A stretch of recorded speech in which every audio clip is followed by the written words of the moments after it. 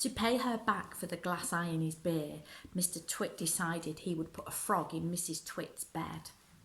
He caught a big one down by the pond and carried it back secretly in a box. That night, when Mrs. Twit was in the bathroom getting ready for bed, Mr. Twit slipped the frog between her sheets, and then he got into his own bed and waited for the fun to begin. Mrs. Twit came back and climbed into her bed and put out the light. She lay there in the dark, scratching her tummy. Her tummy was itching. Dirty old hags like her always have itchy tummies. Then, all at once, she felt something cold and slimy crawling over her feet. She screamed, "Oh, what's the matter with you?" Mr. Twit said. "Help!" screamed Mrs. Twit, bouncing about. "There's something in my bed." "Oh, I bet it's that giant skilly wiggler I saw on the floor just now," Mr. Twit said. "The what?" screamed Mrs. Twit. "I tried to kill it, but it got away," Mr. Twit said. "It's got teeth like screwdrivers." "Help!" cried Mrs. Twit. "Save me! It's all over my feet." "It'll bite off your toes," said Mr. Twit. Mrs. Twit fainted. Mr. Twit got out of bed and fetched a jug of cold water. He poured the water over Mrs. Twit's head to revive her. The frog crawled up from under the sheets to get near the water. It started jumping about on the pillow. Frogs love water, and this one was having a good time. When Mrs. Twit came to, the frog had just jumped onto her face.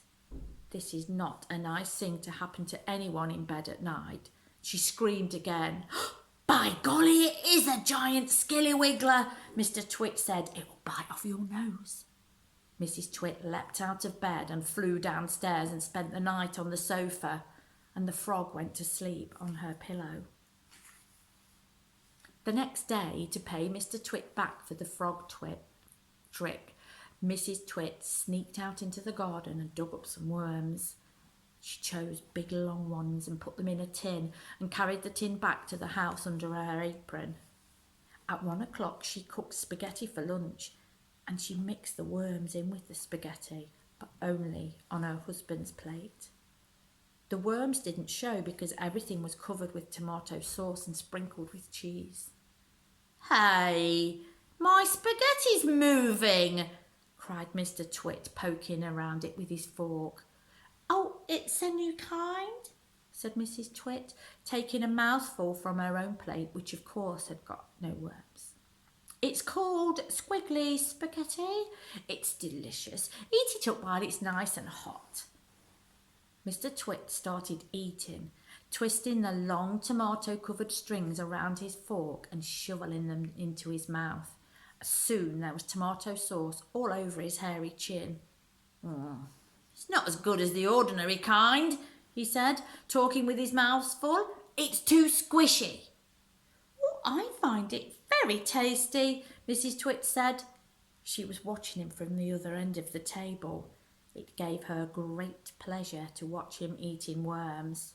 "I find it rather bitter," Mr. Twit said. "It's got a distinctly bitter flavour. Can you buy the other kind next time?"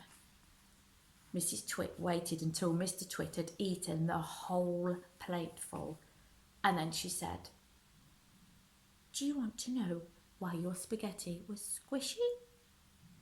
Mr. Twit wiped the tomato sauce from his beard. "Why?" he said. "And why it had a nasty bitter taste?" "Why?" he said.